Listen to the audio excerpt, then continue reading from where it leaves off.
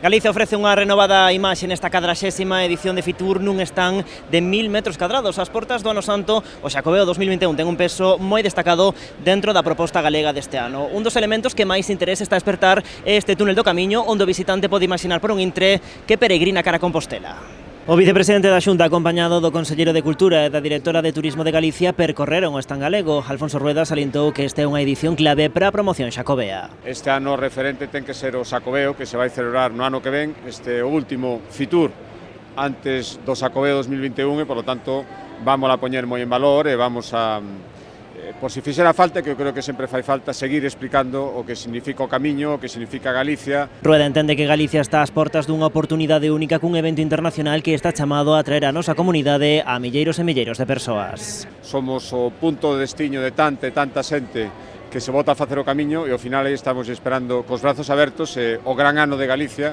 ten que ser o ano Xacobeo e, polo tanto, o ano anterior aquí en Fitur é o ano de promocional. Nesta xornada inaugural de Fitur polo stand de Galicia foron sucedéndose multitude de presentacións. O vicepresidente participou no da candidatura da Ribeira Sacra a Patrimonio da Humanidade. Asistiu tamén á presentación sobre a presenza de Turexpo na Feira Internacional a Banca Semana Verde.